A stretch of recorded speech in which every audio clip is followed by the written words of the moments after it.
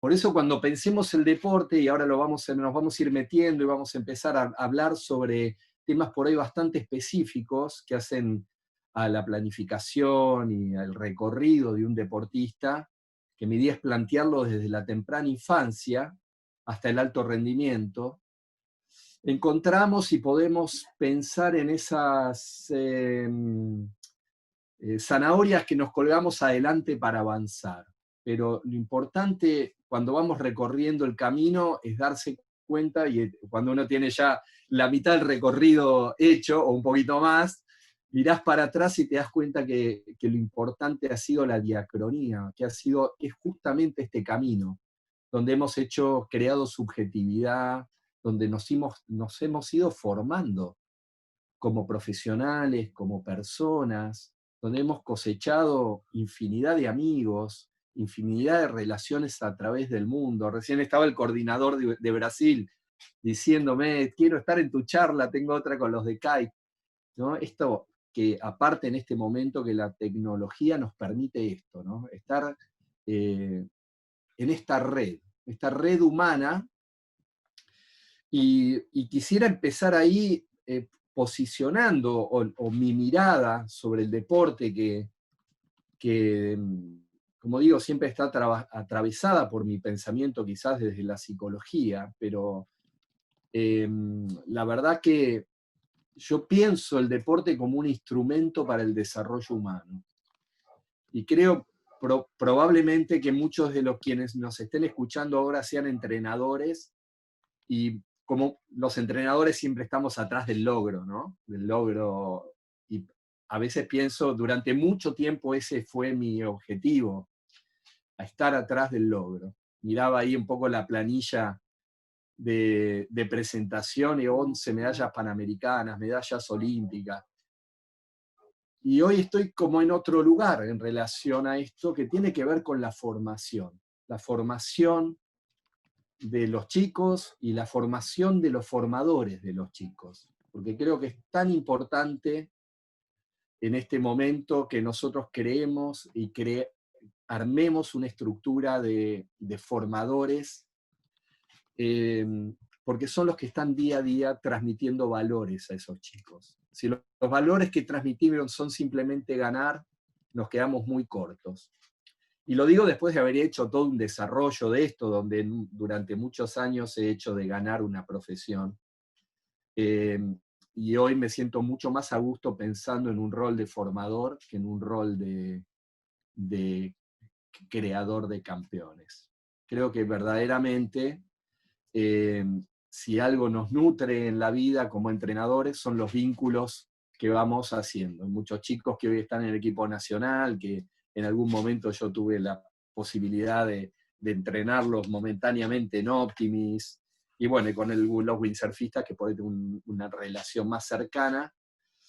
Bueno, vamos viendo que lo que va quedando son los vínculos, el afecto, la amistad, que los campeonatos van y vienen, las protestas van y vienen, los triunfos van y vienen, las medallas van y vienen, pero lo que queda es ese vínculo que nos une y nos reúne, y que tiene que ver con lo que nos apasiona.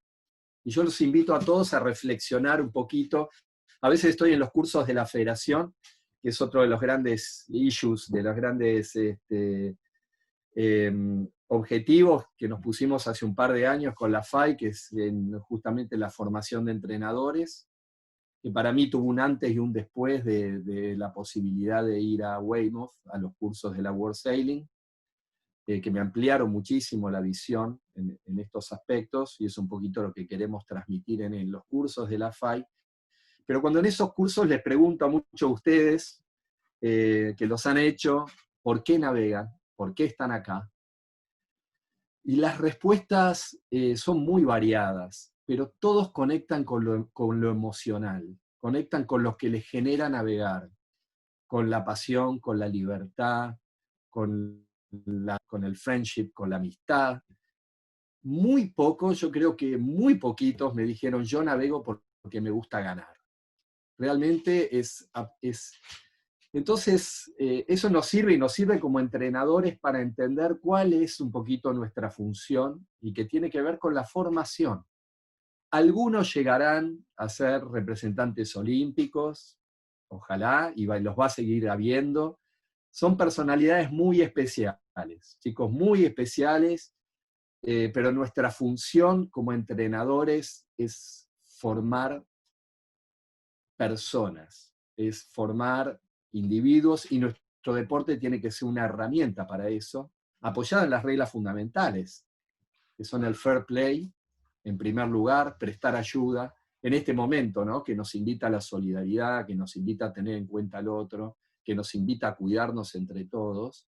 Yo me apoyo en estos pilares que son los pilares de nuestro deporte. El juego limpio, prestar ayuda. Y me parece que lo tenemos que tener súper claro y aprovechar esta oportunidad que tenemos para comenzar a pensar un poquito todas estas cuestiones. Le voy a hacer un pequeño recuento o vuelta por de dónde vengo, porque yo, digamos, mi papá era tesorero de la FA, era el capitán de yachting del San Fernando durante muchísimos años, durante toda mi niñez. Yo fui creciendo con esa figura de él a cargo de un club y de la actividad y trabajando en la federación. Era su vida, su pasión, le encantaba. Y siempre crecí con mi mirada hacia arriba, mirándolo en esta función, pero era un tipo absolutamente obsesivo con el tema del triunfo y ganar, y fue esos papás problemáticos para mí.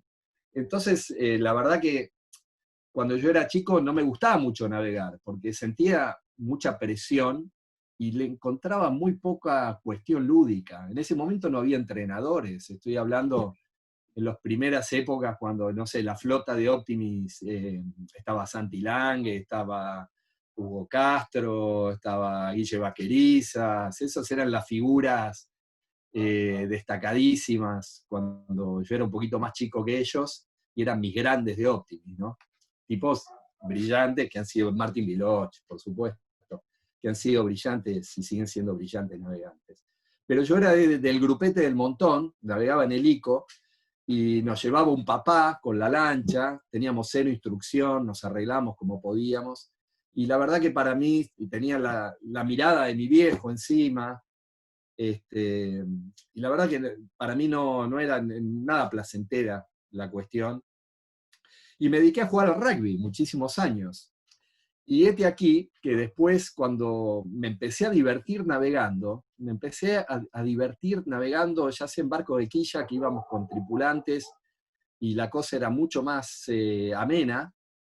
Y un año enganché la tabla de windsurf en las playitas de ahí de Olivo, cerca del Ico, y ahí la vida cambió para mí, porque el hecho de haber estado muchos años jugando al rugby me había puesto en una posición diferencial, y traigo esto porque nos vamos a ir metiendo en estos temas, que era que hoy puedo decirlo en forma técnica, mi preparación funcional, o sea, mi capacidad física, era muy superior a alguien que se había dedicado mayoritariamente a navegar, por el hecho de estar entrenando físicamente en forma muy fuerte en un momento, que ahora lo podemos decir de vuelta, y nos vamos a ir metiendo en lo que son las fases del entrenamiento, las fases sensibles del aprendizaje.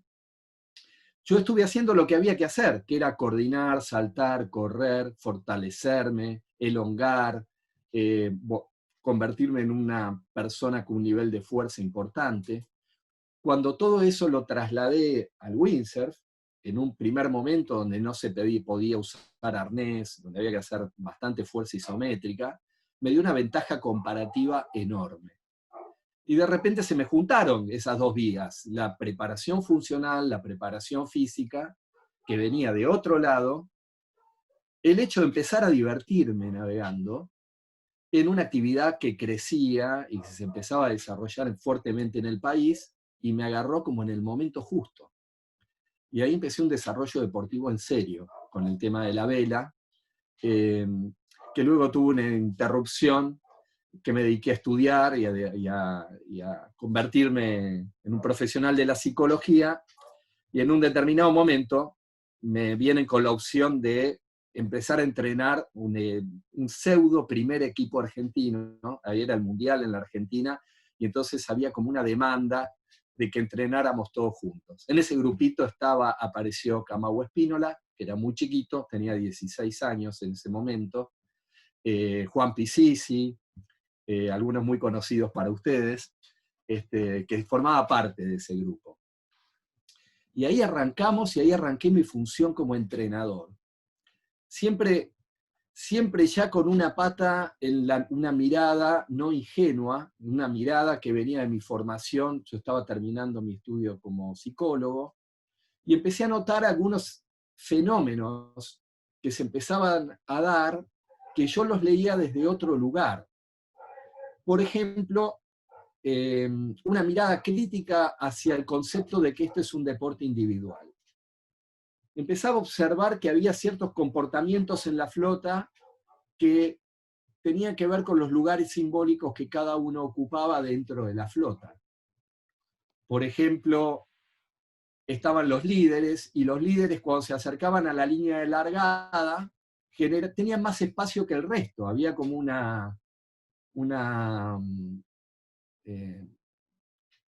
se les daba un lugar de preferencia donde por supuesto nadie quería largar al lado de ellos, y eso les generaba una ventaja comparativa concreta a la hora de estar en la línea de largada. Entonces, en función de esto había todo un nivel de jerarquía dentro de la flota, que si nosotros pensamos las flotas en las cuales estamos involucrados en el día a día y pensamos en una jerarquía, la vamos a encontrar fácilmente.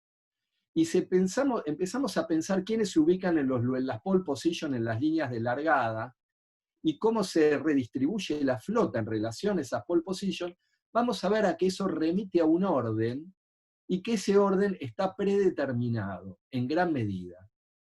De vez en cuando aparecen los que faltan el respeto, le decimos nosotros, ¿no? Los que se meten, los que de repente no respetan esa jerarquía o la ponen en cuestionamiento. Y ahí lo que ocurre es interesante, porque el primer cambio para que un chico empiece a ocupar ese lugar es un cambio subjetivo. Es un cambio de cómo me veo yo en relación a los demás. El equipo argentino que en ese momento empecé a entrenar, y haciendo esta experiencia de aprendizaje, tenía un líder natural en Argentina, que se había trasladado el liderazgo de un chico que había dejado de navegar, que era Jorge García Velasco, había sido diploma en los Juegos Olímpicos de Seúl, el Windsor venía muy bien posicionado, había sido subcampeón del mundo en ese mundial que entrenamos todos para el 90, le había ganado el liderazgo Carlos Espínola. Pero Kamau era un tipo que ganaba todo en Argentina, pero cuando íbamos a correr afuera, de repente los otros windsurfistas del equipo, Marcos Galván y Eduardo García Velasco, empezaron a tener mejor rendimiento en el exterior que él. Cuestión que era muy llamativa, porque Kamau había entrado en una zona de confort cuando empezamos a correr. Empiezo y lo digo esto con nombre y apellido porque fue muy interesante el desarrollo. Estaba en una zona de confort afuera, corriendo en el exterior, donde estaba siempre 10, 12. Para la Argentina, en una clase olímpica, eran resultados muy buenos en ese momento. Sin embargo, a nivel nacional ganaba todo. Cuando los chicos del equipo nacional empezaron a viajar todos juntos, se generó algo muy extraño, que tanto Marcos Galván como el Bata empezaron a salir mejor que él en los campeonatos en el exterior. Y se generó un conflicto dentro del grupo, porque para mantener el liderazgo interno del grupo, era necesario poder ganarles en el exterior. Y se rompió la zona de confort de Kamau y empezó a tener resultados internacionales a partir de ahí. Lo llamo esto porque fue mi primera observación, les diría, como un psicólogo trabajando en la dinámica grupal, de poner los selectivos no a nivel nacional, sino a nivel internacional, para generar esta ruptura de que si querés seguir siendo el líder del grupo, tenés que exponerte y tenés que generar un salto cuantitativo a nivel internacional. Y eso se generó, y a través de la presión de ese grupo, hoy se habla mucho de Eurosal, de niveles de ansiedad dentro del grupo. Y ¿no? Entre los entrenadores se escucha la palabra presión. Y uno dice, bueno, está con mucha presión, o la presión. Y a mí me gustaría invitarlos a pensar un poquito cuando hablamos de presión, ¿de qué estamos hablando cuando hablamos de presión? En términos técnicos, hablamos de nivel de excitación del sistema nervioso. Y podemos decir que esa excitación es buena para un deportista. No necesariamente es mala. Ahí se puede hacer una división entre estrés y euroestrés. Hablamos de estrés cuando esa presión empieza a ser nociva, o sea, genera un nivel tan alto que empieza a generar síntoma dentro de la estructura normal de funcionamiento competitivo del deportista. Y euroestrés, decimos, o nivel de eurosal óptimo, cuando esa presión es la justa que tiene el deportista para competir. Entonces, esa es una cuestión fundamental que nosotros como entrenadores o como formadores siempre tenemos que ver, y a veces operamos dentro de esos niveles de presión.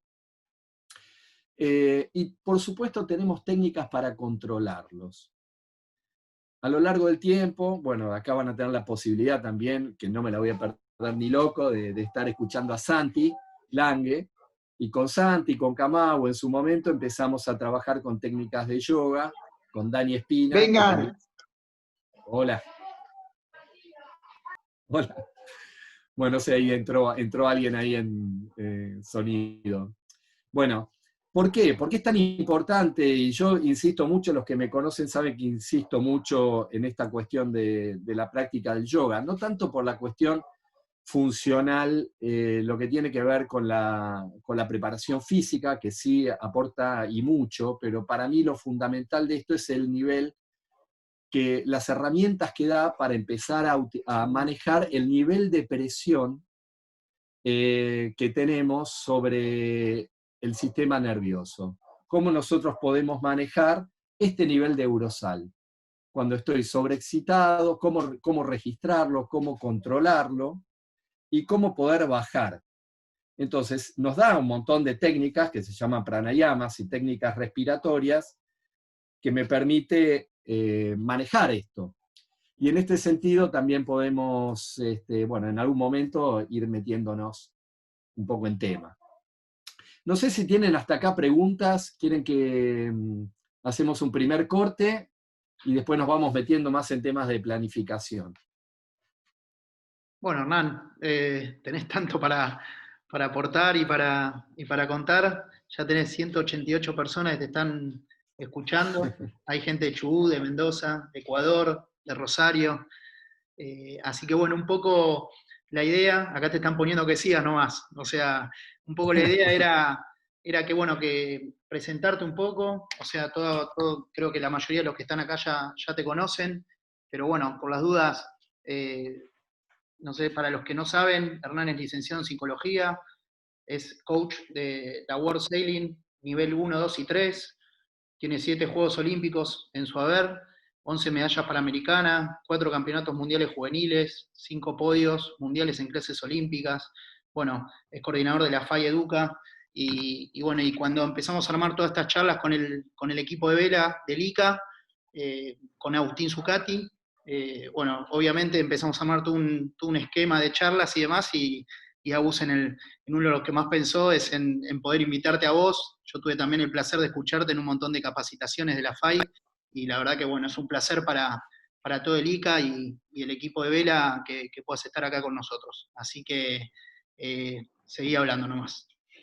Bueno, yo quiero saludar a todos los que nos están escuchando, los que se han sumado ahora hace poquito. Te agradezco la presentación. Para mí realmente es bárbaro que tengamos esta posibilidad. A ver, me gusta pensar en las oportunidades, ¿no? Cuando navegamos siempre estamos viendo, este es un deporte muy interesante, ¿no? Y cuando hablamos en el deporte, y especialmente la vela como un instrumento para el desarrollo humano, a mí me gusta pensar en términos de de la educación. Y hoy siento que la educación está en crisis, ¿no? La educación enciclopedista, la educación que suma contenidos, porque hoy lo que se necesita y lo que se va a necesitar en el futuro es gente que es capaz de adaptarse a situaciones nuevas, capaz de utilizar lo que tiene para crear. Y en ese sentido creo que tanto el deporte como el arte son instrumentos esenciales que tenemos que tener en cuenta en la formación de los chicos. A veces cuando me toca como team leader o como entrenador de juveniles y los papás me dicen, no puedo ir al campeonato o al entrenamiento porque va a perder días de clase en el colegio. Y sería buenísimo, hay colegios, la verdad que valen la pena, pero la gran mayoría de los colegios, yo digo, bueno, va a perder 10, 15 días y va a estar en una situación, en un viaje, con chicos de 40, 50 países, con otras lenguas, con otras culturas, enfrentado a tener que desarrollar un objetivo personal que lleva ese campeonato, interactuando con su equipo, teniendo que convivir, teniendo que resolver un montón de situaciones sin sus padres, teniendo que lidiar con la frustración, porque este deporte todos sabemos que tiene una cuota, un 10% de satisfacción y un 90% de frustración. Entonces yo siempre digo, un chico que navega en un año tiene más frustraciones por ahí que una persona normal en toda la vida. Y creo que eso es un gran aprendizaje. Entonces este deporte nos invita a permanecer estar adaptado a situaciones nuevas. Y creo que de eso un poco se trata, darle una mirada positiva al momento que estamos pasando. Creo que desde ahí nosotros también tenemos que transmitir esto. Y parte es esto, estar acá 200 personas charlando sobre vicisitudes que hacen a nuestro deporte, a la enseñanza, a la técnica. Así que, bueno, me parece que está buenísimo. Agradezco esta oportunidad que nos da el coronavirus de estar todos juntos aquí charlando. Es el lado positivo de la cuestión. Y me parece que de eso pasa un poquito el asunto de poder positivizar las cosas. Cuando estamos en el agua, a veces una mala largada nos habilita a tomar el riesgo que por ahí no hubiéramos tomado y terminamos metiendo una muy buena ceñida y resolviendo una regata por una situación que de entrada era adversa. Entonces siempre hay que estar abierto y esto implica algo que yo llamo atención flotante en términos psicológicos. Y que me parece que es algo que también viene del esquema de las prácticas del yoga, tener una atención, fíjense qué paradójico, ¿no? Porque atención, yo cuando estaba en la colimba me decían atención y me ponía como un soldado, duro, atención. Atención era rigidez, pero la palabra atención viene de la negación de la tensión. Atención, sin tensión. Entonces el estado atento es el estado sin tensión. Les habrá pasado a todos ustedes, que seguro la mayoría navegan muy bien, de estar esos días que fluyen y que toman decisiones en forma inmediata. Inmediata significa sin mediación, inmediata. Que de golpe siento y viro, estoy en conexión, estoy en armonía entre mi relación sensorial, entre mis sentidos y lo que está pasando en el entorno. Veo y reacciono. Y a veces, quizás porque tengo una modificación en el grado de tensión que tengo, porque estoy nervioso, porque estoy pendiente del resultado, por algo que me pasó antes o después, por la significación que le doy a esa regata, vaya a saber por qué. Creo que cuando pasan esas cosas, una de las grandes funciones de los entrenadores es entender qué es lo que está pasando, qué le está pasando a esa persona. Porque de lo que nosotros podamos entender como entrenadores que le está pasando a esa persona en ese momento, que no está en ese nivel de armonía que normalmente tiene, va a tener que ver la intervención que nosotros hagamos entre regata y regata. Y yo digo, este es un trabajo acá fundamental para los entrenadores, que es el poder de la palabra. Por ahí muchos de los que me están escuchando hicieron los cursos con la FAI y saben que le ponemos mucho énfasis en el cómo decir, el qué decir y el cuándo decir. Yo creo que ahí esos son los 3 pilares fundamentales de un entrenador, especialmente cuando al chico o al deportista al cual nos vamos a dirigir tiene que salir a correr otra regata dentro de 10 minutos. Si nosotros estamos en el bote y recibimos más de un deportista, entre la hidratación, entre la demanda que viene, el estado emocional que trae el deportista, a veces nosotros los entrenadores estamos enojados o calientes con una situación que vimos, y yo los invito a todos, cuando estamos en ese rol, a frenar y hacerse la pregunta, ¿qué es lo mejor? ¿Cuál es mi función acá con este deportista? ¿Qué tengo que hacer para que en la próxima regata pueda resolver lo que en esta regata no ha podido resolver? Lo primero que tengo que tener es un diagnóstico. Lo primero que tengo que tener es la mirada de qué es lo que le está pasando. Pero muchas veces esa mirada está teñida de mi propia mirada como entrenador, de mi carga subjetiva, de lo que yo vi. No te diste cuenta que tal, y no te diste cuenta que esto, y por qué tal cosa. Pero nosotros nos perdemos la clave esencial de esta cuestión, que es qué percibió él. Porque como yo digo, nosotros no operamos sobre el acto. El acto es lo que nosotros vemos, viró en determinado lugar, largó de determinada manera. Nosotros estamos viendo el acto, pero lo que generó el acto, de la misma manera en que yo ahora muestro mi mano, lo que generó el acto de poner la mano acá, es lo que mi cognición y lo que yo quiero demostrar llevando la mano ahí. Entonces nosotros como entrenadores tenemos que tener clarísimo que operamos sobre la cognición y no sobre el acto. Pero lo que nosotros vemos es el acto, pero no sabemos qué motivó ese acto. Entonces nuestra primera pregunta, si yo quiero llevar a alguien a un lugar, tengo que saber dónde está. Y dónde está no es donde yo creo que está, es donde él está. Entonces mi primera función, cuando esos deportistas vienen al bote, es preguntar, ¿qué pasó? ¿Qué viste? ¿Cómo lo viste? Para eso tengo que hacer un movimiento anterior, que es abrir la puerta. Porque si el deportista cree, muchas veces el deportista viene muy enojado al bote, viene muy frustrado, es la palabra al bote, porque las cosas no salieron, y se encuentran con la frustración del entrenador. Entonces, frustración sobre frustración, la cosa viene muy mal. Nosotros tenemos que poder contener en primer lugar.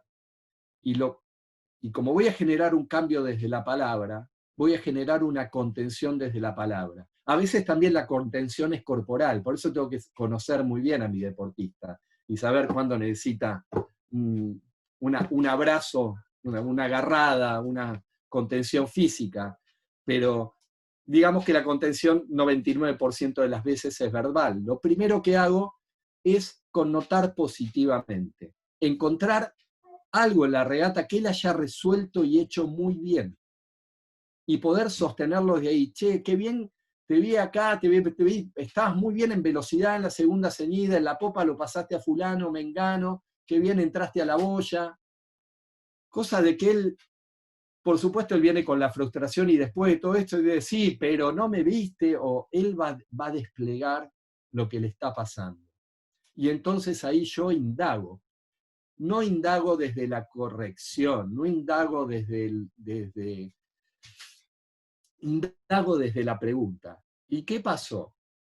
¿Y por qué resolviste esa vez? ¿Y cómo podrías haber resuelto de otra manera? ¿Y qué hubiera pasado si hubieras hecho tal cosa? Es muy distinto o preguntarle, ¿qué pensás que deberías haber hecho? Entonces yo trabajo en forma dialéctica sobre el objeto que tengo que cambiar. El objeto que tengo que cambiar es lo que está acá. Es cómo él está pensando las cosas o cómo él está resolviendo las cosas. Pero en la manera en que yo logro que sea él el que encuentre la respuesta de lo que debería haber hecho diferente, lo estoy reforzando yoicamente, le estoy dando un lugar activo, un lugar de resolución, Entonces, después que llega, o le voy dando elementos para que él llegue a la resolución, viene la pregunta sobre el futuro. ¿Y ahora qué vamos a hacer? Y va a venir la respuesta, ahora vamos con todo, ahora vamos en positivo. Entonces yo hice toda una corrección, trabajando desde la cognición, fortaleciéndolo yoicamente y poniéndolo en el lugar óptimo para que dentro de 5 minutos tenga que salir a hacer algo diferente. Si yo llego, él llega al bote y hago todo lo contrario, le demuestro mi frustración, castigo, traslado mi propia bronca, lo más probable es que esa persona se desarme, ese deportista, vaya, si le fue mal en la primera, probablemente le vaya muy mal en la segunda. Entonces, esto iba a una cuestión fundamental que tiene que ver, miren de dónde vengo, ¿no? Me enganché con el tema de navegar en forma inmediata, de esos días donde estamos en armonía y estamos súper bien con lo que estamos haciendo, con la forma en que lo estamos desarrollando. Y fíjense que esa es la forma en que los chicos juegan. Entonces nosotros siempre tenemos que sostener el espacio lúdico, podríamos decir en términos psicoanalíticos, el espacio transicional. Un espacio donde se crea el aprendizaje es un espacio lúdico. Es un espacio donde sostenemos en forma permanente el como si, en donde si nosotros lo cargamos del tenés que, pasa de ser un espacio lúdico a ser un espacio de demanda. Y pasa a ser un espacio de demanda donde hay otro que me demanda. Y pasa a estar atravesado todo el vínculo entre este otro que me demanda y lo que yo tengo que hacer. Y la cosa pierde la creatividad probablemente y pierde ese control inmediato de poder ir con el viento, fluir, fluir. Claro que esto tiene un montón de connotaciones y es muy interesante cuando nosotros trabajamos con chicos, porque la verdad, miren, abrí la charla para entrar por otro lado, pero esto es como un ovillo, nos vamos metiendo y me voy metiendo por acá, que es lo que me apasiona, que es pensar la subjetividad, y esto cuando decimos estamos en una herramienta que nos permite el desarrollo humano, y en este momento que estoy trabajando con los juveniles, para mí es un lugar hermoso para pensar todas estas cuestiones, y la posibilidad de poder transmitírselas a muchísimos entrenadores. Porque creo que ser un buen o un mal entrenador no pasa por cuánto sé como entrenador, pasa por qué puedo hacer yo por mis deportistas. No importa tanto lo que yo pueda saber, sino en cómo genero esta rotación dialéctica que haga que ellos sean independientes, que ellos aprendan y que ellos cada día naveguen mejor. Y cada día naveguen mejor va a estar ligado a que se diviertan, porque si no va a llegar un día que no van a querer navegar. Entonces, acá estamos sobre la clave fundamental de la cuestión. Y tiene que ver, cuando trabajamos por ahí, muchos de ustedes están muy ligados con la flota de Optimis, que es muy interesante, porque los chicos de Optimis empiezan siendo muy chiquititos, a veces demasiado chiquititos. Si uno pensara, ¿cuál sería la mejor formación que yo le quiero dar a un deportista para que llegue a desarrollarse hasta los Juegos Olímpicos? Entonces vamos a encontrar que lo que un chico tiene que hacer no es necesariamente navegar precozmente. Es muy importante que nosotros respetemos lo que en la preparación física se llama fases sensibles. Fases sensibles implica que un chico, antes de los 9 años, tiene que tener una excelente adaptación al medio. Tiene que jugar y divertirse, tiene que tener cero presión competitiva, tiene que pasarla muy bien, estar con sus amigos y fundamentalmente hacer ejercicios que tengan que ver con acciones coordinativas, no técnicas. No es el momento de adquirir la técnica, es el momento de coordinar, de saltar, de hacerse con el primer barco. El primer barco que tienen los chicos no es un Optimis. El primer barco que tienen sus chicos es su propio cuerpo. Y yo para el día de mañana poder desarrollarme y controlar a la perfección un instrumento como el barco, va a ser mucho mejor si yo puedo controlar a la perfección mi primer instrumento, que es mi propio cuerpo. Y eso implica qué grado de movilidad tiene el cuerpo, qué grado de adaptabilidad tiene el cuerpo, qué grado de fuerza tiene el cuerpo. Pero se empieza por lo coordinativo, se empieza por jugar, por los saltos, por el equilibrio, por aprender a andar en bici, por juegos de tren superior, de inferior. Entonces, cuando los chicos son muy chiquitos, está bueno que le pierdan el miedo al agua, está buenísimo que jueguen, pero no es momento de meter la técnica. Porque si yo meto la técnica con chicos tan chiquitos, estoy haciéndolo en detrimento de todas estas otras actividades. Entonces es fundamental, si yo quiero llegar al final del camino con un tipo con todas sus potencialidades al máximo, respetar lo que se llaman las fases sensibles. ¿Y por qué esto es tan importante? Porque las fases sensibles implican también una contracara que se llaman ventanas críticas. Quiere decir, las fases sensibles son momentos, son puertitas que se abren donde yo puedo incorporar un montón de cuestiones. Les voy a poner acá un grafiquito, a ver si... no, perdón. Cancel, voy acá, share.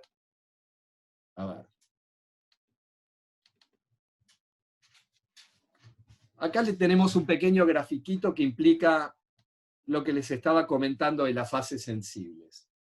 Las fases sensibles son momentos madurativos, donde los chicos y los adolescentes están particularmente favorecidos para aprender determinadas cuestiones, pero implican un periodo crítico, una ventana crítica, que es un momento limitado. Cada fase sensible significa que yo voy a tener facilidades para aprender determinadas cuestiones, pero si después no las aprendo en ese momento, me voy a ver perjudicado, porque nunca, si no trabajé la coordinación en el momento de la fase sensible de la coordinación, después puedo trabajar la coordinación, pero nunca voy a ser un tipo o una chica verdaderamente coordinado. Entonces, encontramos que hay distintas fases de acuerdo a las edades. Y esto está muy desarrollado, probablemente nos estén escuchando algunos profes de educación física que tienen bastante contacto con esta información. Pero los entrenadores de vela muchas veces venimos de nuestra propia formación como navegantes y nos falta un poco de estos contenidos teóricos, por eso me parece re interesante invitarlos a pensarlo. Entonces, como decíamos, los chicos entre los 6 y los 9 años, siempre que hablamos de edades, estamos hablando de cuestiones madurativas, o sea, no son edades cronológicas. Son más o menos estas edades cronológicas, pero van a depender de la maduración de cada chico. Es un momento donde lo más importante es que los chicos experimenten, disfruten, sientan la sensación del juego en forma permanente. Y tenemos que meterle 0 ratio competitivo a esa edad. Es muy importante y entender que esto es un entrenamiento predeportivo, que los chicos desarrollen su relación con el medio ambiente, trabajen la locomoción, la agilidad, el equilibrio, fundamental. Estoy en el club, ¿cómo podría favorecer esto? Tengo otros elementos, podemos jugar con los chicos, subirlos al Optimist, darles una sábana, que jueguen a que los impulsa el viento con la sábana. Se van incorporando relaciones de juego con el viento, con el medio, tumbamos, nos subimos al barco. Ni siquiera le pongo el aparejo todavía. Hacemos equilibrio arriba del barco, uso stand-up paddle. Tengo 1000 formas de hacer estas cuestiones divertidas en el agua, porque mi objetivo va a ser que el agua sea el medio donde ese chico se sienta cómodo, y no necesariamente el medio donde compita. Todavía no llegamos ahí. A partir de acá vamos a ir evolucionando. A ver, los voy a subir a ver un poquito más. Acá es interesante cuando entramos en la fase entre los 8 y los 11 años, porque es cuando la mayoría de los chicos en los clubes adoptan como el momento de entrada a la vela. Básicamente nosotros tenemos una cuestión cultural donde se enseña a navegar básicamente en Optimis. Muchos clubes están cambiando esta única entrada. Yo creo que sería muy bueno pensar darles más opciones a los chicos, porque como sabemos el Optimis es una puertita de entrada que está limitada a un grupito etario de un determinado biotipo, a una determinada edad, y a chicos que necesariamente van por el camino del single handle, o sea, de navegar en un barco solo. Y por ahí muchos chicos, y más en estas edades, los chicos son gregarios, les gusta mucho estar en grupo.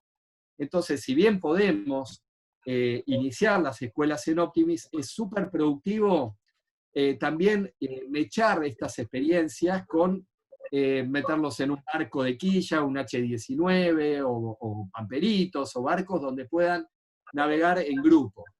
Porque la experiencia de navegar en grupo, el aprendizaje en grupo y encima en barcos donde puede ir el instructor arriba del grupo, facilita muchísimo esta fase inicial de aprendizaje. Y le da fundamentalmente algo que cuidamos mucho cuando estamos en las escuelas, que es el tema de la seguridad.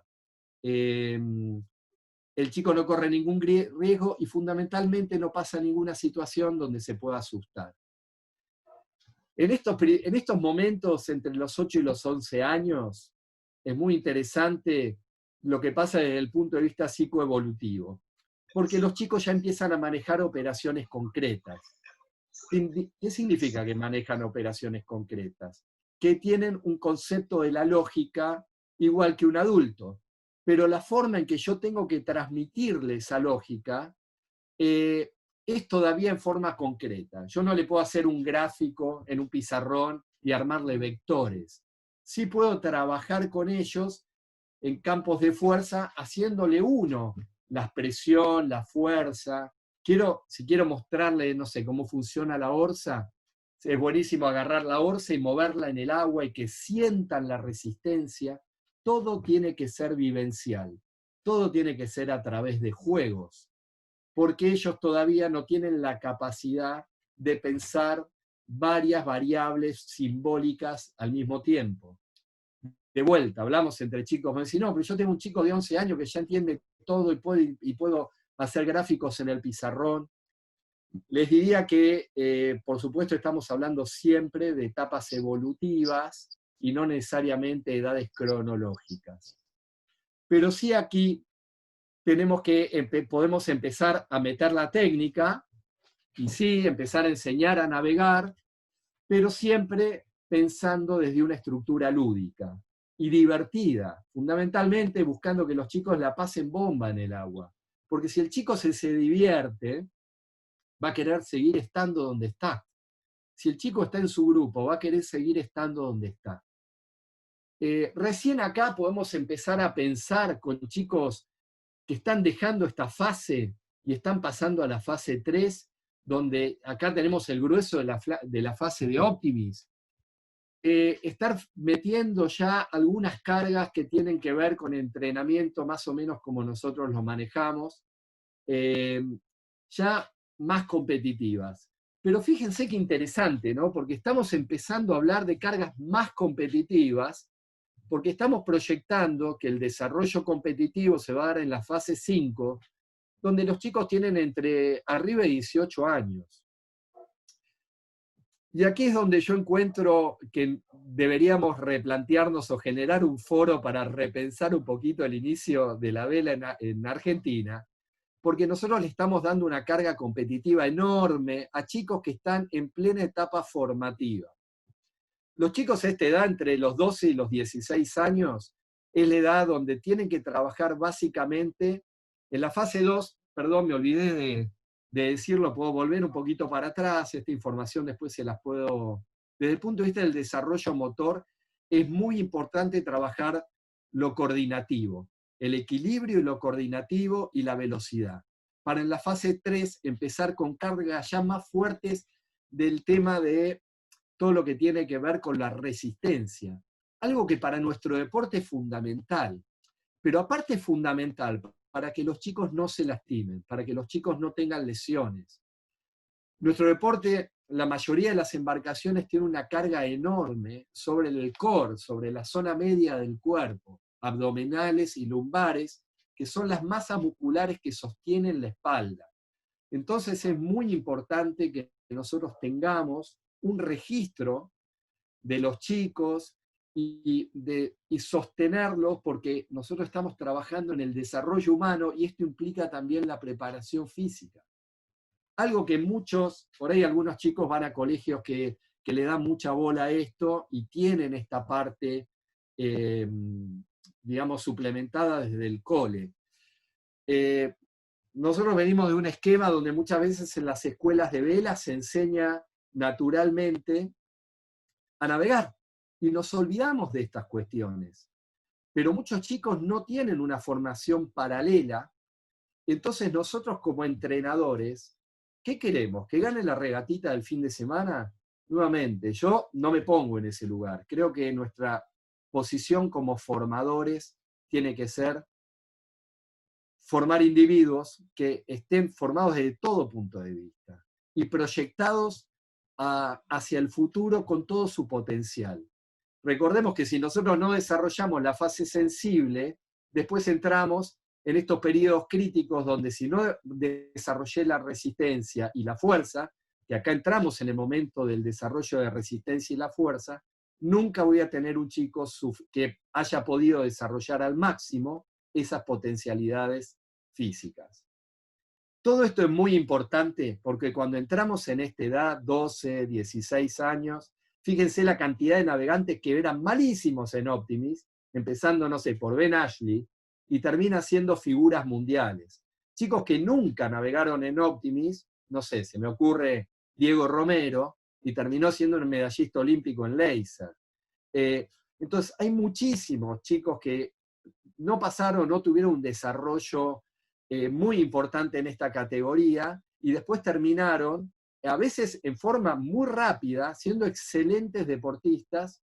No sé, Tere Romeirone, que quizás no tuvo un desarrollo fantástico en la clase Optimis, y después fue campeona del mundo, campeona de Europa y campeona olímpica juvenil en NACRA. Entonces, ahora, llevando al tema de Tere, que es Edelica, el día que, hace un tiempito, cuando empezaba este proyecto del NACRA, un día vino a hacer windsurf y se subía a la tabla, y a mí me asombró la capacidad coordinativa que tenía. Entonces, fíjense que cuando los chicos salen del Optimis, ¿a qué embarcaciones pasan? ¿Y a qué tipo de embarcaciones van a pasar? Lo más probable es que vayan a un skiff, a un barco foileador, a un NACRA, barcos que requieren unas capacidades funcionales enormes. Un tripulante de NACRA es impresionante el trabajo que tiene que realizar arriba del barco. Entonces, que estos chicos estén muy bien formados físicamente es importantísimo a la hora de que tengan una proyección a futuro. Y esta es responsabilidad nuestra, entrenadores de juveniles, es responsabilidad de los clubes tener en cuenta esto. Bueno, esta es una pregunta que yo les quiero trasladar a ustedes. Desde mi punto de vista de coordinador de la federación, creo que sí. Creo que el tema juveniles se desarrolla en el club y por eso es tan importante la función del club. Tengo varias preguntas, así que voy a hacer un pequeño break para que se puedan desarrollar. Perfecto, Si les Hernán. parece. Impresionante, ¿eh? Impresionante todo. Ahí la tengo a María Gil, que quería preguntar algo. María, te abro el micrófono. Dale. Hola, ¿me Hola, escuchan? sí, se escucha perfecto. Hola Hernán, ¿cómo estás? Gracias por la charla. Gracias a vos. Te quería preguntar, por un lado, cómo trabajar con los padres de los chicos, sobre todo, bueno, en Optimis, ¿no? ¿Cómo hacer para, digamos, qué lugar darles, cómo establecer algún tipo de límite, cómo acompañarlos, cómo ayudarlos a que nos acompañen? Bueno, bárbaro. Sí, ¿no? Cuando yo tengo una reunión con entrenadores de Optimis, sale la problemática de los papás. Siempre. Casi la primera pregunta es la pregunta que vos planteás. Yo creo que, bueno, hay que tener un encuadre claro y pautas muy claras de trabajo. Yo creo que los papás son la fuerza motora más importante que tienen las escuelas, aportan muchísimo, realmente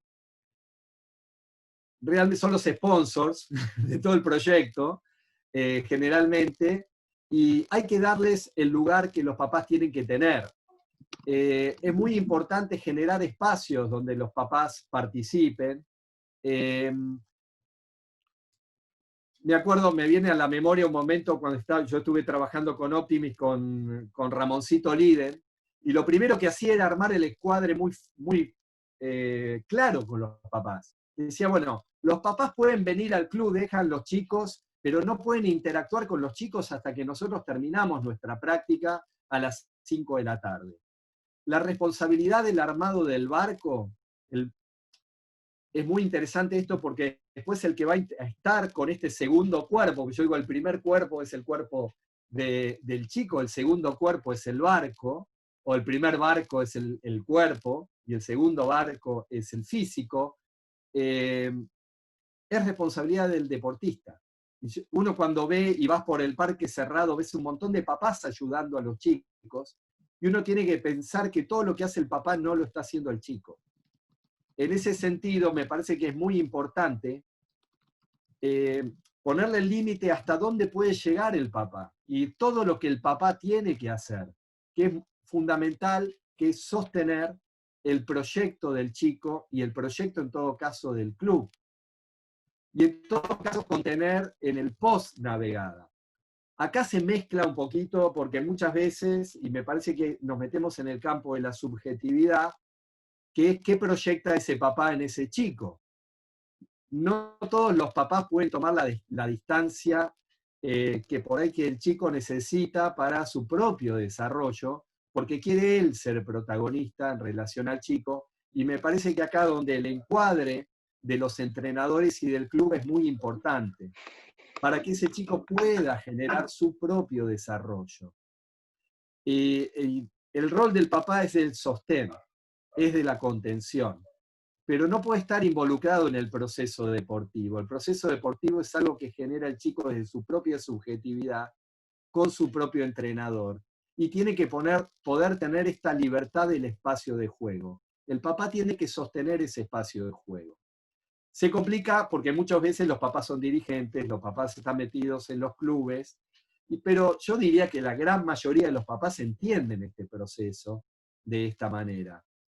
No voy a decir que no hay papás que por ahí haya que poder sostener o poder encuadrarlos para que puedan, digamos, acompañar de otra manera diferente. Me parece que acá es muy importante el coordinador de la escuela, que puede establecer el encuadre óptimo y apropiado.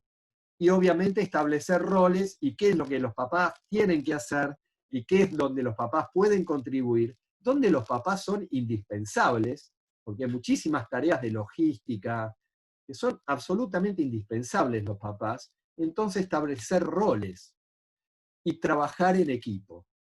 Como yo no me voy a meter en el rol de los papás no se tienen que meter en el rol del coordinador y en el rol del entrenador. Pero todo esto tiene que estar muy claro. Y no está claro si no hay comunicación y si no hay buenos encuadres que estén escritos y todo el mundo sepa a qué atenerse. Entonces me parece que lo primero es eso, es el encuadre. También en una sesión de entrenamiento, lo más importante es el encuadre. Ya no vamos a ir metiendo. No sé si la pregunta fue suficiente. Por lo menos para mí sí, fue muy buena, ¿eh? Muy buena, y ahí María te pone palmitas, que fue excelente. Te paso ahora a Bruno Verdino, que ahí le estoy abriendo el audio. Bruno. Hola. Hola, Bruno. ¿Qué haces, Hernán? ¿Cómo estás? Qué gusto verte. Igualmente, gracias por esto. Muy bueno, gracias Juan también. Tengo una pregunta, que no sé si la tengo clara la pregunta, pero es un tema al cual le estoy dando vueltas hace mucho tiempo y nunca lo termino de escular. y quería saber tu punto de vista. Mencionás esto de formar personas, más allá de formar deportistas, ¿no? O regatistas. Y tengo 2 o 3 preguntas que quizás apuntan a lo mismo, pero bueno, a ver cómo salen. Una, ¿es posible formar un deportista sin estar formando a la persona, sin que esté creciendo la persona como persona?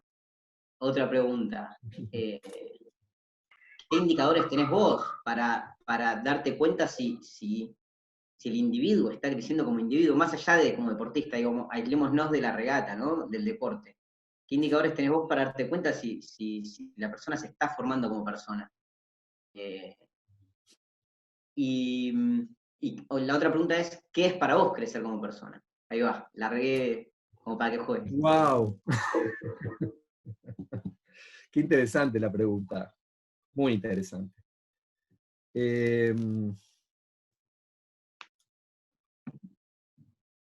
Bien, ¿qué es crecer como persona? Me parece que acá esto tiene que ver para mí, con el rol de la ética y el rol que, por supuesto, podemos, digamos, todo el deporte y lo vincular genera subjetividad.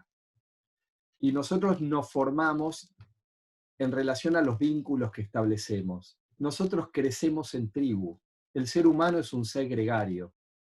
Y me parece que tiene que ver con los círculos de pertenencia y tiene que ver con las relaciones. Por supuesto, también tenemos, yo creo, el libre albedrío, y uno elige, y también hay una estructura de deseo que nos marca y nos determina.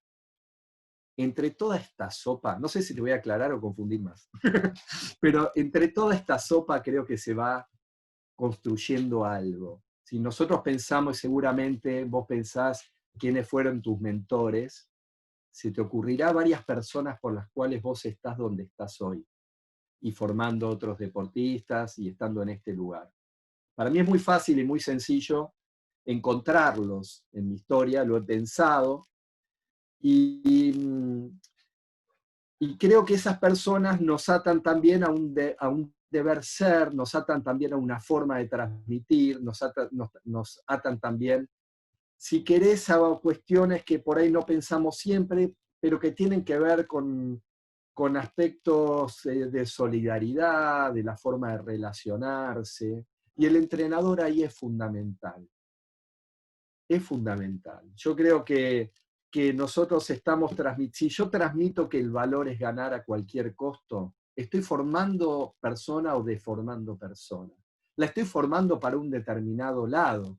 Y acá esto se une con tu pregunta, que es para mí formar persona. Te diría que quizás en un primer momento de mi carrera como deportista era tan importante el logro que descuidaba algunos aspectos de esto. Hoy es fundamental tener una visión, y creo que el reglamento, por eso empecé la charla hablando del fair play, y hablando de prestar ayuda, y hablando de la responsabilidad frente al otro, y creo que un entrenador tiene que fomentar esto como valores. Creo que nuestro deporte lo dice en sus reglas fundamentales, y formar personas es formarla en función de esos valores.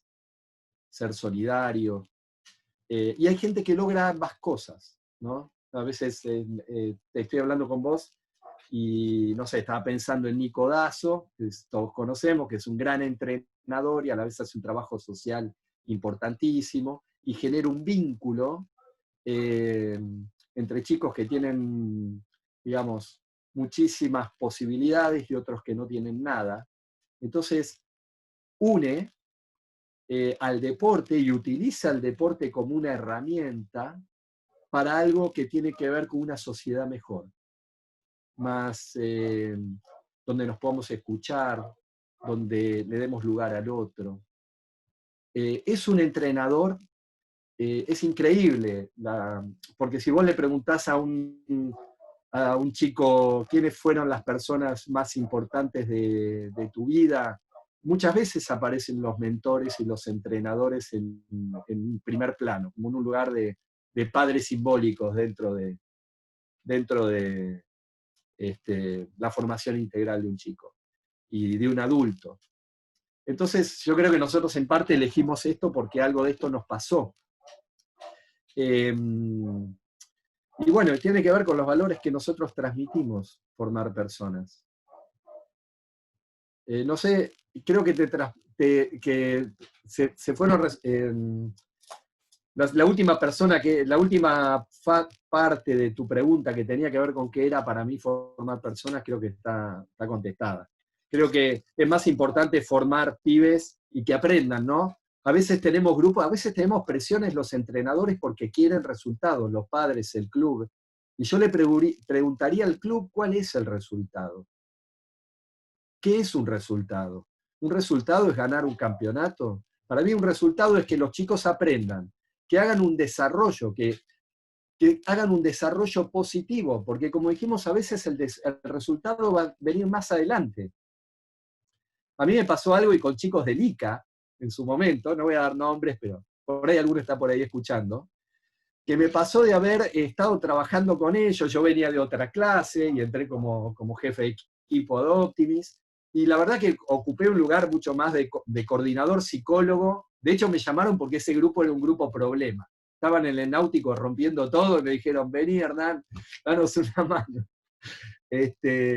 Y me pasó que uno de esos chicos ganó un mundial mucho tiempo después, al otro año, y cuando me vio, vino corriendo, vino con el barco y saltó a mi bote. Yo pasaba por el río ahí, se acercó y saltó a agradecerme por lo que se había nutrido de ese entrenamiento. Dijo, yo necesité esto para ganar el mundial y te lo agradezco. Y no ocurrió durante el proceso en que yo estuve con él. La síntesis fue después. El momento en que él abrochó, que lo que yo le había servido le sirvió mucho después. Y vino a agradecérmelo mucho después, como una clave de su triunfo. Por ahí en el momento uno saca una radiografía del campeonato donde yo estaba ahí con ellos y no se vio eso. Pero eso quedó. Entonces nosotros estamos formando chicos y lo que nosotros le estamos brindando a esos chicos le va a hacer síntesis en un determinado momento. Por eso es tan importante la función del entrenador. Por eso es tan importante formar los entrenadores. Por eso es tan importante que tengan herramientas comunicacionales. Porque también puedo destruir un pibe en 2 palabras. También lo puedo mandar al tacho en 2 palabras. Entonces es importante que nosotros tengamos recursos como entrenadores. Y como papás también poder acompañarlos. Ya Freud decía que ser padre es una de las funciones, educar y ser padre eran 2 funciones imposibles, en el sentido de que son inacabadas. Todos los que ya, algunos pelan canas, otros no tenemos pelo, y somos papás, sabemos lo complicado que es la función. Entonces, siempre estamos en este proceso de equivocación y repensar, y eso es la vida y también el proceso dialéctico de construcción de un deportista, es estar repensándose en forma permanente y mejorando en forma permanente. Nuestra función es poder cuidar ese espacio de juego donde eso se pueda producir.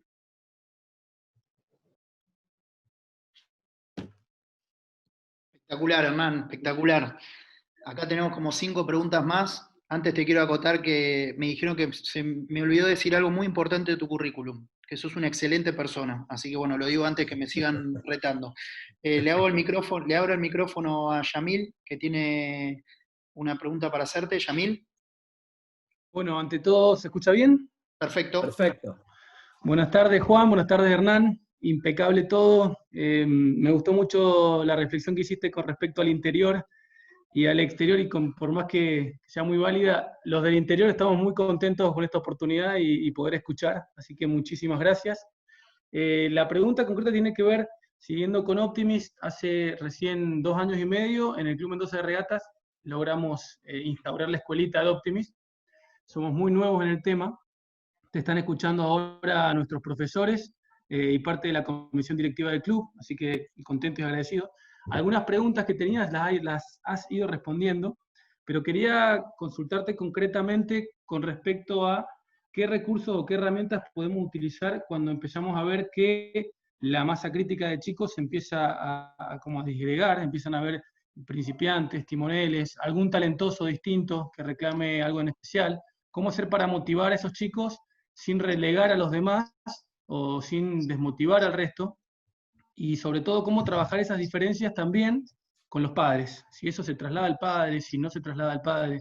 ¿Qué experiencia has tenido al respecto justamente para incentivar al talentoso, pero seguir motivando a todo el grupo, ¿no?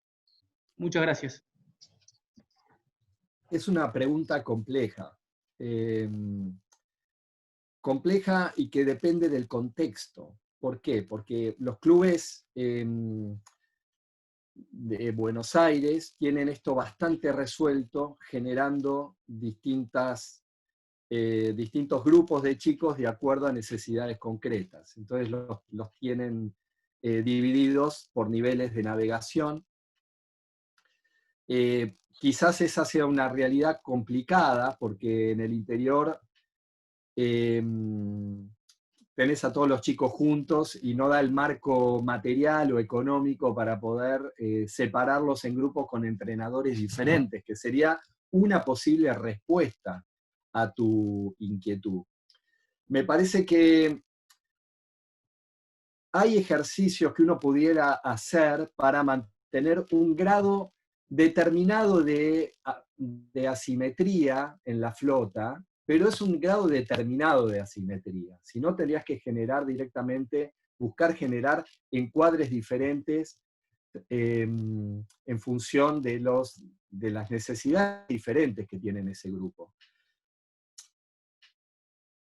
Tiene que ver mucho con la mano del entrenador que tengas ahí. Si pueden disociar los grupos, disociarlos en horario, esa es una respuesta. Yo creo que hay metodología de trabajo, varios chicos de Mendoza han hecho las capacitaciones de la federación, saben que la propuesta es trabajar en sesiones cortas, y si uno puede trabajar en sesiones cortas, por ahí podés disociar el entrenamiento de tal manera de poder separar los grupos en función a las necesidades concretas de cada grupo, o hacerlo en forma parcial, donde puedas hacer ejercicios para un determinado grupo disociados de horario, pero después tengas un encuadre donde los juntes a todos, porque también la interacción grupal va a generar una sinergia positiva donde los chicos que tienen menos recursos van a ir aprendiendo de los chicos que tienen más recursos. Claro, a eso se complica con la cuestión de cómo hago que no se me aburren los que necesitan ya otra cosa. Porque como entrenadores, y teniendo en cuenta que uno de los requerimientos fundamentales es cuidar la seguridad, siempre vas a estar prestándole más atención a los eslabones más débiles de la cadena. Me refiero a los chicos que tienen más dificultad. Generalmente te van a tener más problemas y te van a generar otra problemática como entrenador. Como la consigna fundamental es keep it simple, safe and simple, la parte de safe, de seguridad, ocupa un lugar fundamental.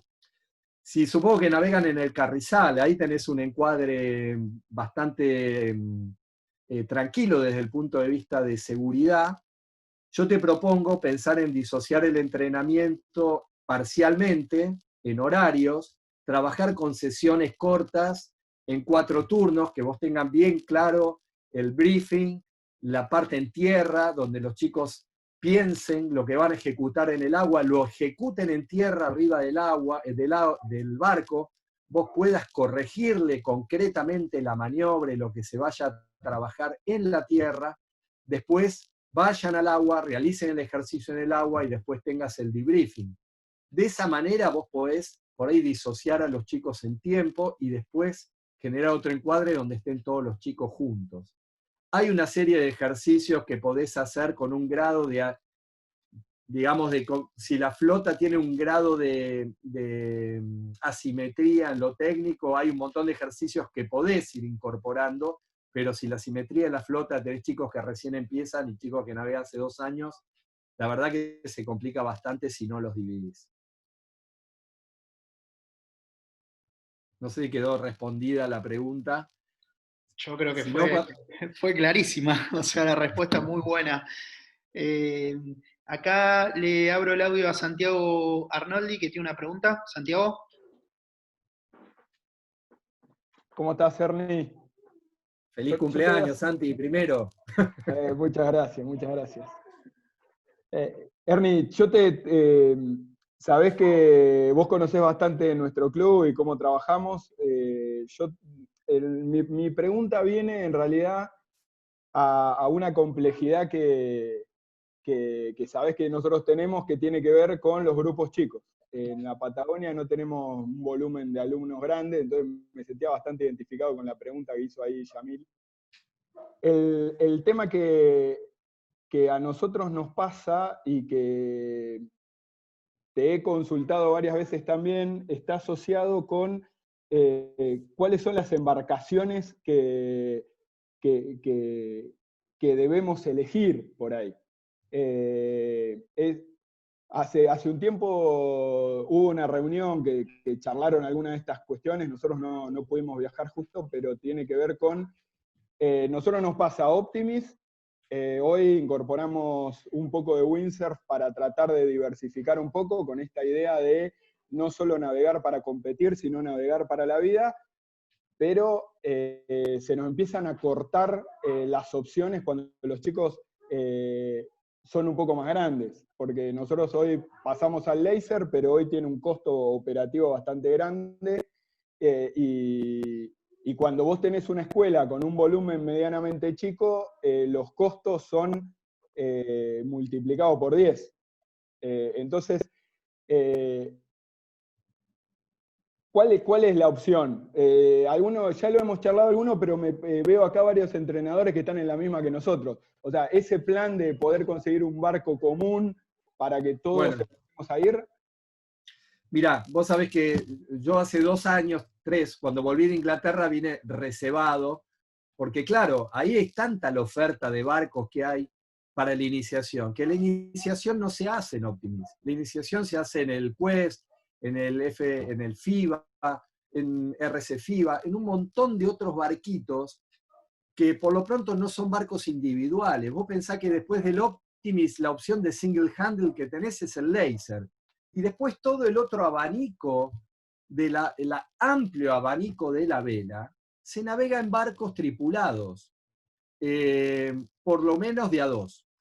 Entonces, la iniciación del Optimis para mí es una iniciación como única que habría que repensarla. Claro, si yo quiero sacar campeones del mundo de Optimis está bien, pero si yo quiero proyectar chicos para que se queden en el ámbito de la vela muchísimos años, tendríamos que pensar en que por lo menos a los chicos de Optimis, a los chicos darles otras opciones. En algunos clubes se empezó a instrumentar. En la escuela de Optimis y otras escuelas más recreativas con otro tipo de embarcos.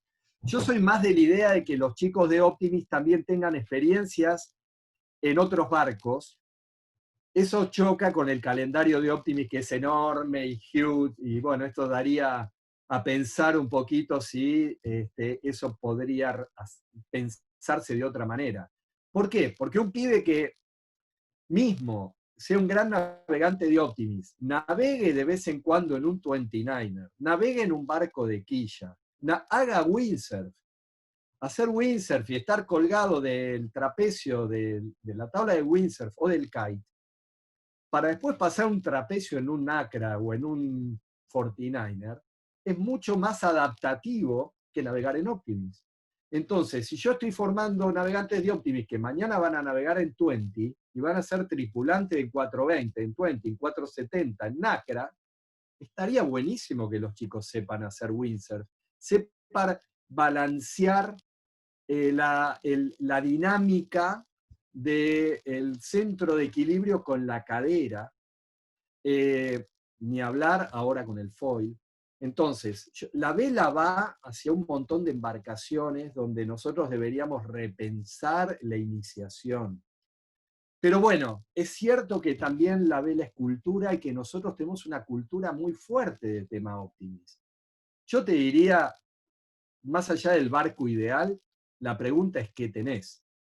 Si vuelvo al modelo Nico Dazo, los chicos en Posadas navegan en microtoner, navegan en 29er, por ahí se consiguen barcos viejos, barcos que no son caros, y los tengo como herramienta de aprendizaje, para que los cadet, o sea, hay un montón de barquitos, el cadet es más limitado, pero por ahí, pero sirve en la función de costo-beneficio.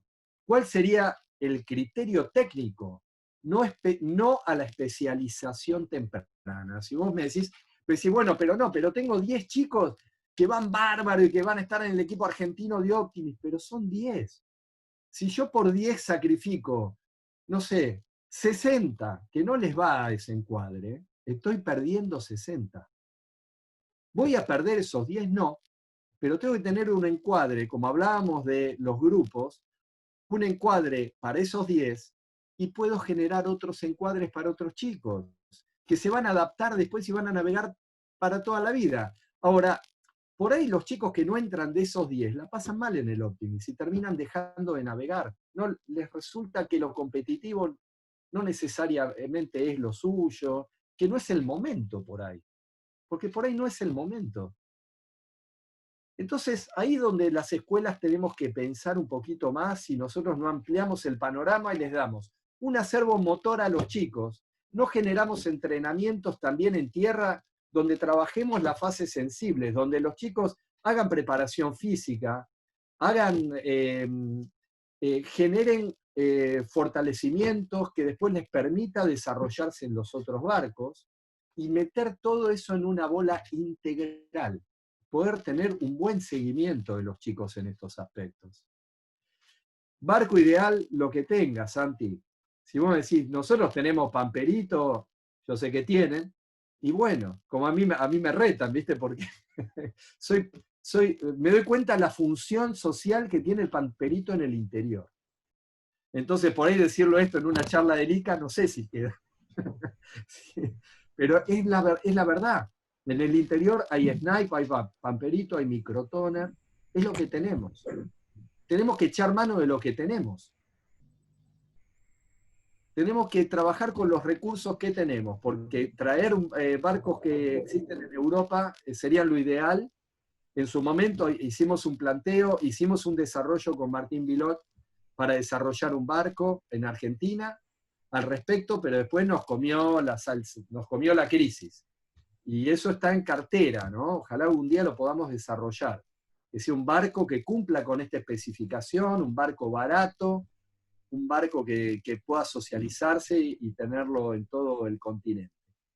En Europa se trabaja con barcos rotomoldeados, de larga vida de duración, pero bueno, acá estamos en Argentina. Lo importante es que los chicos no dejen de navegar. Y si nosotros por querer insistir en el modelo Optimis Regata, los pibes me va diezmando el grupo, entonces tengo que pensar alternativas en el marco de poder mantener el encuadre lúdico. Organizamos navegadas y nos vamos, no sé, a Pirámide y acampamos en la playa, y no sé, estoy pensando en el sur, podemos acá cruzar el charco, hacer campamentos en Riachuelo, en la Barra de San Juan, ahí bajar tablas de windsurf, hacer regata de stand-up paddle. Les digo, no, el stand-up paddle no es navegar. A ver, digamos, los ingleses trabajan de basic, ¿no? De basic le dicen al tuning del barco, llevarlo derecho, ni aprobado, ni escorado, ni... Entonces, ese tuning yo lo puedo aprender con una tabla de stand-up paddle. Y aparte trabajo la resistencia a la fuerza, y aparte trabajo lo aeróbico, y aparte estoy trabajando el tren superior. Entonces puedo desde el agua, con elementos divertidos, no tengo stand-up paddle, sí, pero tengo tablas de windsurf, y le saco el aparejo y las uso de stand-up paddle. Tengo que inventar. Tengo que, como decía un amigo cubano, la necesidad promueve la creatividad. Con lo que tenemos, Santi. Manejar el encuadre lúdico, que los chicos se diviertan, que los cientos de pibes que vi en la colonia, que tan bien maneja el Club Náutico Atlántico Sur, se queden. Y para eso se tienen que seguir divirtiendo, fundamentalmente. Espectacular, Hernán. Espectacular. Justo nombraste un barco, que es el Pampero, y ahora le estoy por abrir el micrófono a Diego Telo, que entiendo que es el presidente de la clase Pampero, así que mirá qué casualidad. Sabía que estaba por ahí, por eso hablé bien. A ver, Diego, a ver si te abro el micrófono. Diego.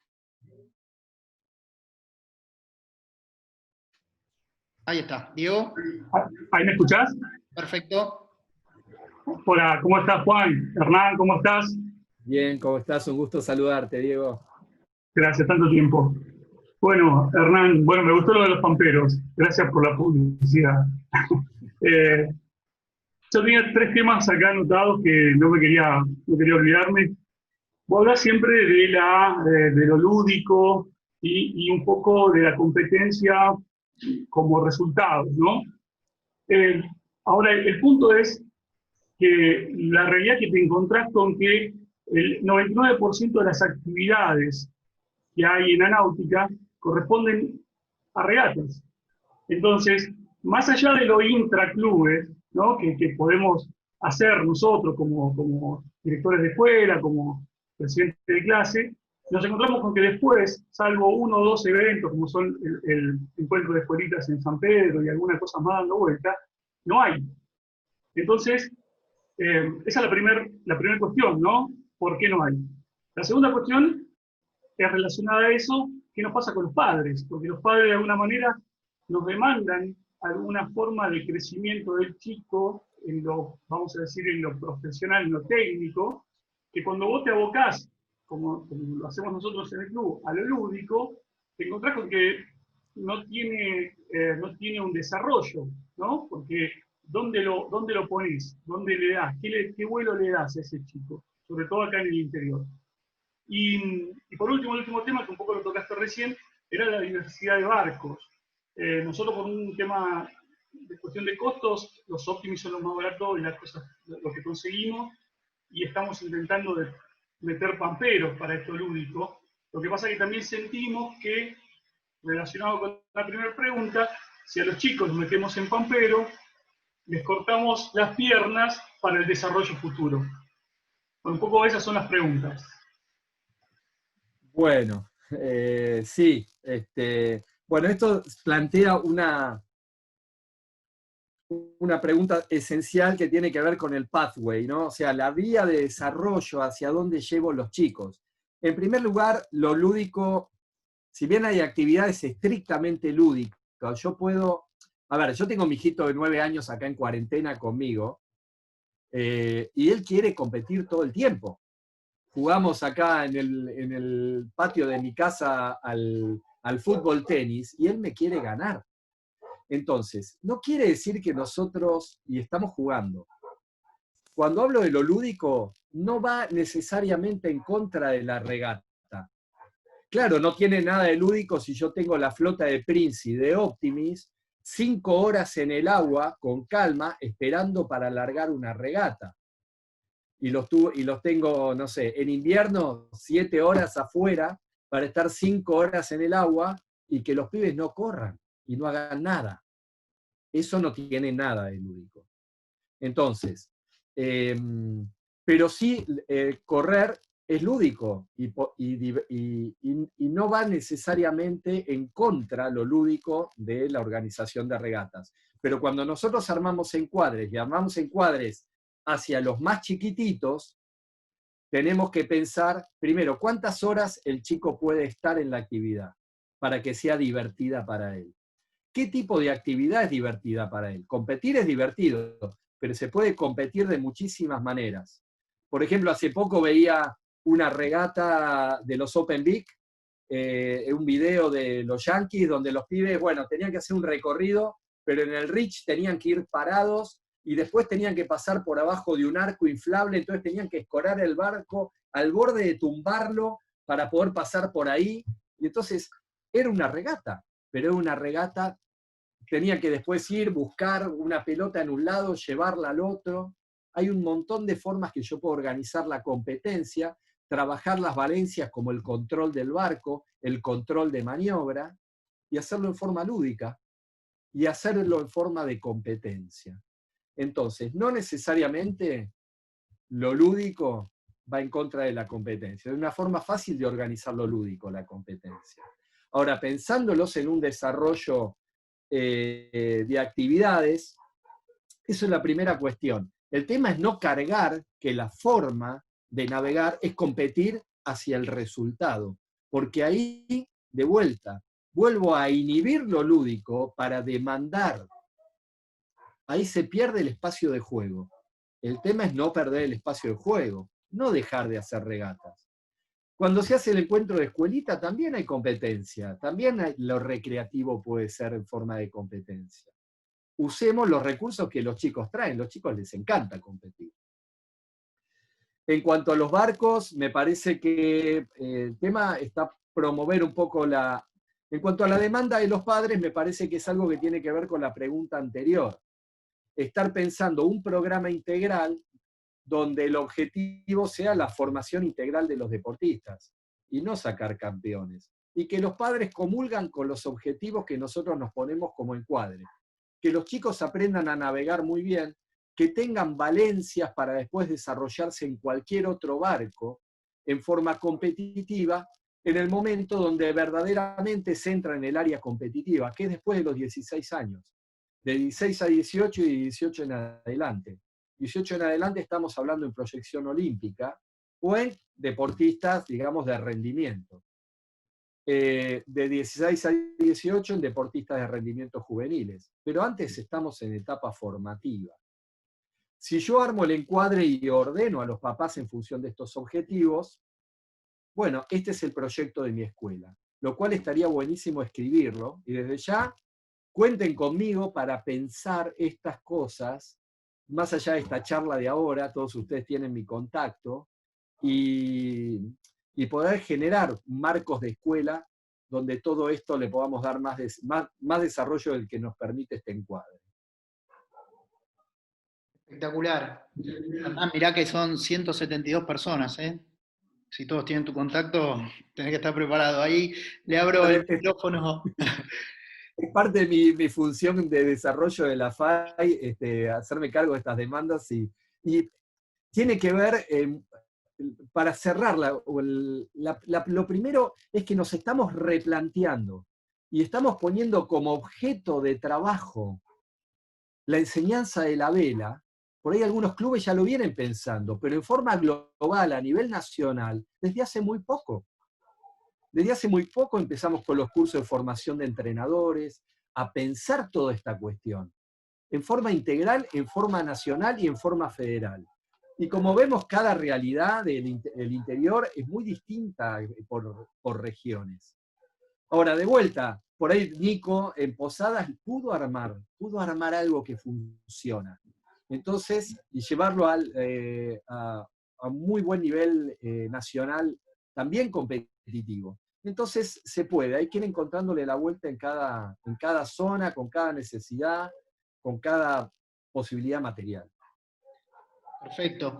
Te paso ahora las últimas dos preguntitas porque no te queremos robar mucho tiempo más, ya hace un montón que estás hablando. Está María Gil, de nuevo con una pregunta. Hernán, te quería preguntar cómo hacer esto que vos venís hablando, ¿no? De que lo importante no sean los resultados. Me parece que sale bárbaro cuando no nos ponemos muy mal porque a los chicos les fue mal, pero cómo manejar también el ponernos muy bien cuando sí ganaron, ¿no? Una vez llegó un nene a mi bote muy contento, ¡ay, María, queda primero! Y yo le respondí, bueno, no te preocupes. Y queda más regata, ¿viste? Como que quise jugar, exacto, como que jugar un poco con eso, pero me miró desconsternado, dijo, ¿no? Y consternado. Digo, ¿cómo trabajar también para que no se nos note cuando sí le ponemos énfasis a que les fue bien? Uno siempre tiene que estar en el momento subjetivo del chico, poder contener cuando hay que contener y poder disfrutar con él cuando hay que disfrutar con él. Ese es parte del rol del entrenador, que es muy complicado, porque muchas veces cuando llegan los chicos, unos están muy contentos, otros están muy tristes, o alguno está enojado, y hay que poder manejar toda esa dinámica. Es muy complejo el trabajo y el tiempo, como yo organizo mi bote, para decirlo de alguna manera, y opero con cada uno. Obviamente que la respuesta frente al chico que está feliz es compartir su felicidad y también no hacer el sistema oriental, viste que cuando en las artes marciales, cuando le sale todo bien, le pegan con una vara en la espalda, para que no se la crea. No, yo creo que no. Que es muy importante el refuerzo positivo, cuando al chico le fueron las cosas bárbaras, disfrutar. Yo vengo del alto rendimiento y tengo acá la verdad, uno de los caminos que me iba a meter era justamente la planificación deportiva y cómo que está pensada desde los rusos hacia el rendimiento. Y está pensada siempre con el foco en la subjetividad y en la persona. Lo más importante que se hace es detectar talentos. En el sistema, ahora nosotros estamos con Optimis en el momento previo de testear talentos.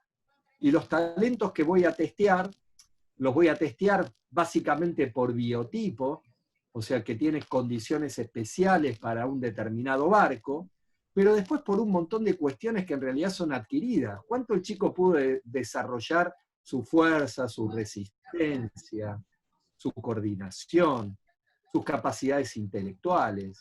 Y todo esto lo va a ir pudiendo hacer en la medida en que se mantenga en el marco del deporte, y se va a mantener en el marco del deporte en la medida que se divierta. Entonces vos me decís, ¿qué es lo más importante como papá y como entrenador? Y poder transmitirle a los papás, la primera pregunta es si se divirtió, la segunda es qué aprendió. Pero nosotros nos animamos a preguntarle a nuestros deportistas hoy, ¿qué aprendiste? Porque muchas veces vamos al agua, hacemos lo mismo de siempre, volvemos, a veces no hay ni siquiera debrief, chau, chau, chau. El desafío para los entrenadores es manejar los 4 tiempos del entrenamiento. Hacer un debrief y nosotros hoy vamos a trabajar esto. Focalizar el objetivo. Segundo, determinar cómo lo vamos a trabajar. ¿Cuándo lo vamos a trabajar? ¿De qué manera? ¿Cómo lo voy a señalizar? Hacerlo en tierra. Ir al agua con la certeza de que todos entendieron eso. Y voy a tratar de que encima sea lúdico, que se diviertan cuando lo hacen. Y después lo voy a ejecutar en el agua. Y después voy a hacer un debrief a ver realmente qué quedó de esto.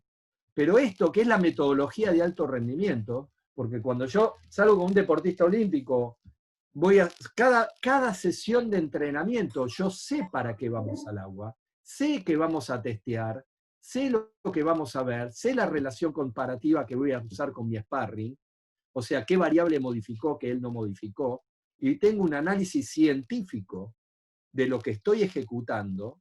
Quiero hacerlo desde la clase 1 con los chicos.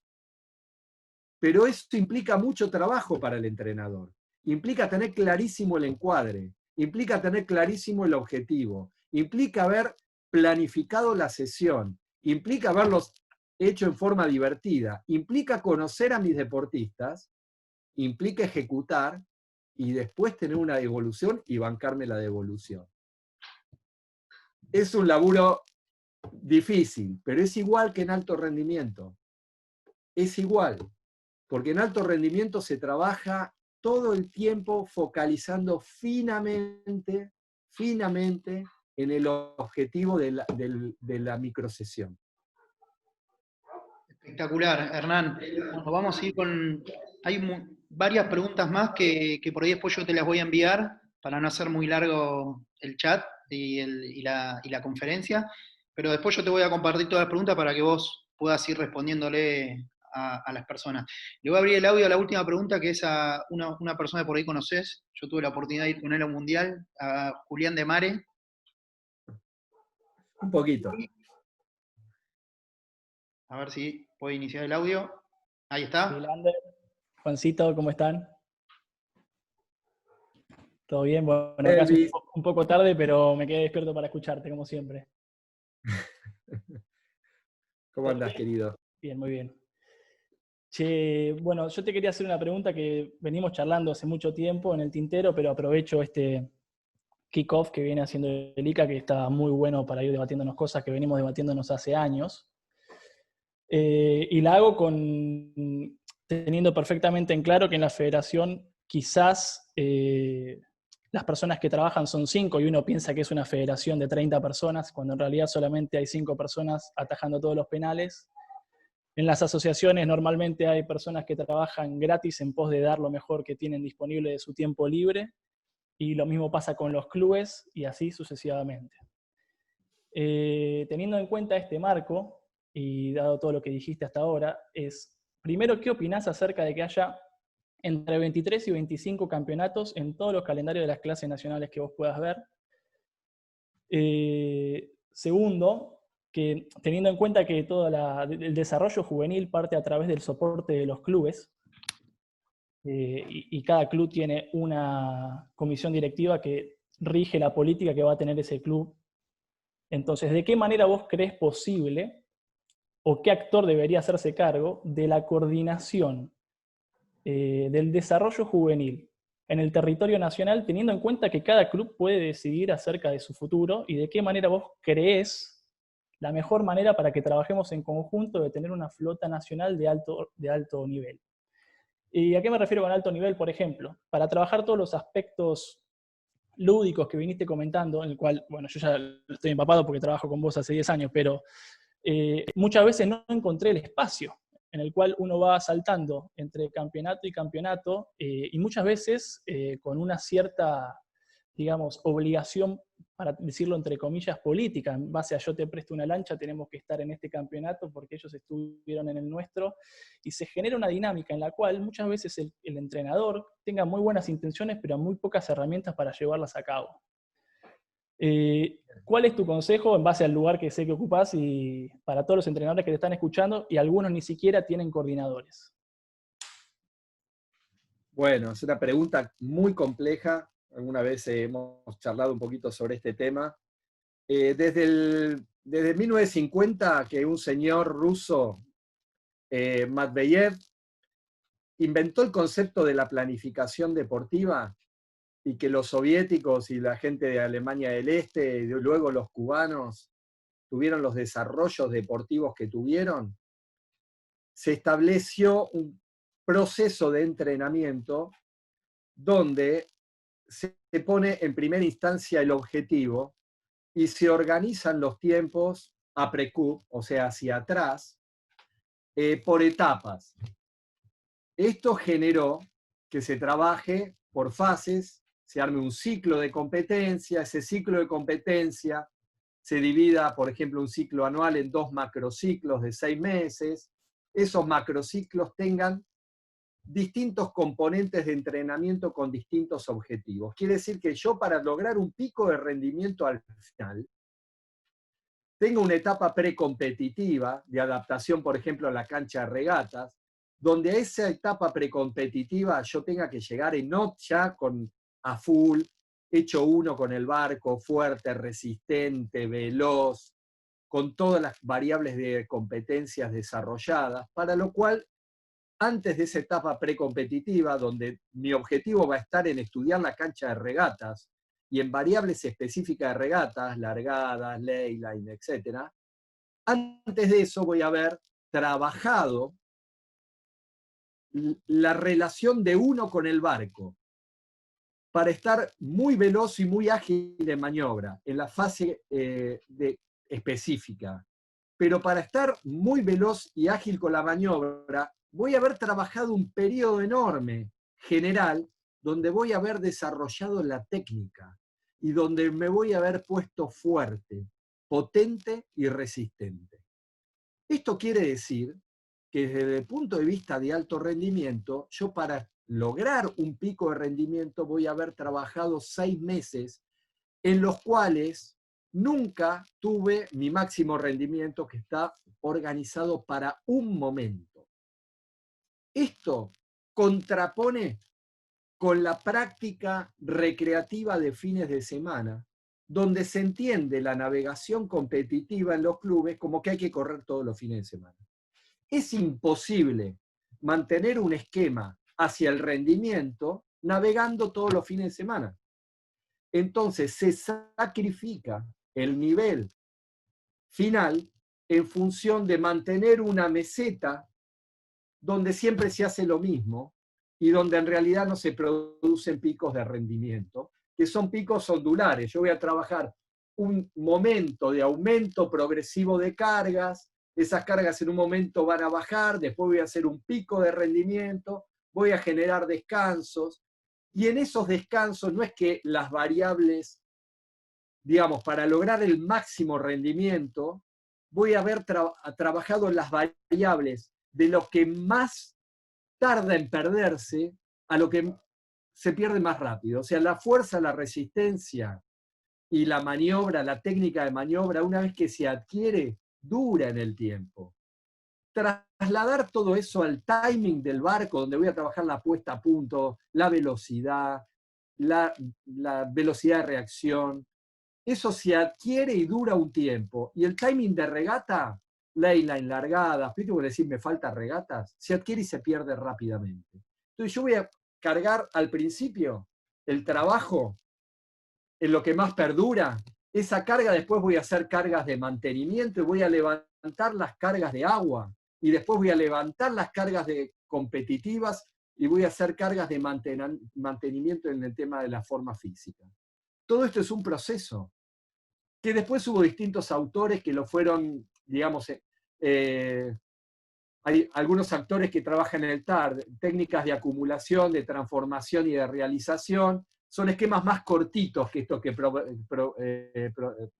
digamos, estaba propuesto por los rusos hace muchos años, pero que siguen con este esquema de que no se trabaja lo mismo en las cargas. Por supuesto, esto es insostenible con un esquema de regatas como tenemos hoy, que no permite nada, tampoco permite lo recreativo. Sería genial tener por ahí un campeonato por mes importante y después darle espacio a otro tipo de trabajo, que no es que no se va a trabajar, se va a trabajar de otra manera y se van a poder incluir muchas de estas otras prácticas y podés ser los mismos chicos de Optimis trasladarlos, no sé, este fin de semana a todos los pibes de Timo vamos a correr en J24. Y voy metiendo otras capacidades a esos chicos que yo creo que los va a enriquecer muchísimo para el futuro, para el post-Optimis. Hacer esto y después generar un equipo y ese equipo poderles dar una continuidad en el tiempo.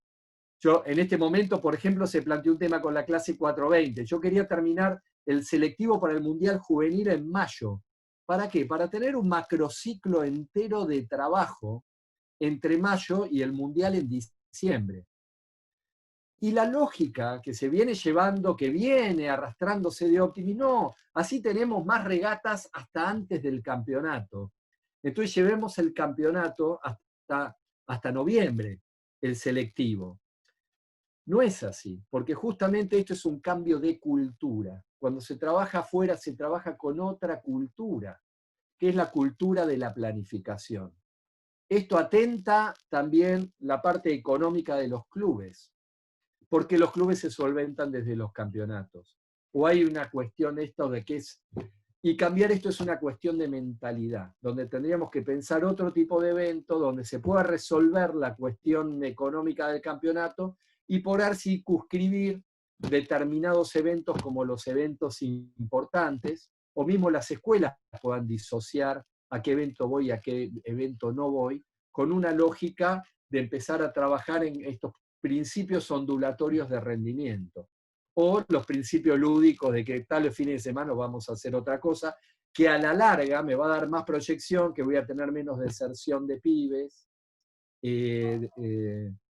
Y bueno, y esto, ¿quién lo tiene que resolver? Me parece que entre todos. Si vos me preguntás quién es el actor, como vos sabés, la federación no tiene... La federación es la unión de los clubes náuticos. Está buenísimo. Seguramente nos están escuchando y están escuchando estas charlas muchos dirigentes, entrenadores y gente de distintos niveles y motivaciones.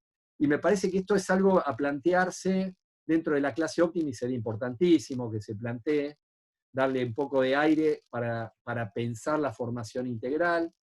Ahí podemos actuar desde la federación también, empezar a generar estos debates. Yo no soy amigo de las imposiciones, soy amigo de que estos procesos son científicos, remiten a cuestiones que son verificables, y podemos empezar, como estamos pensando la formación de los entrenadores, pensar la necesidad de un cambio en este orden.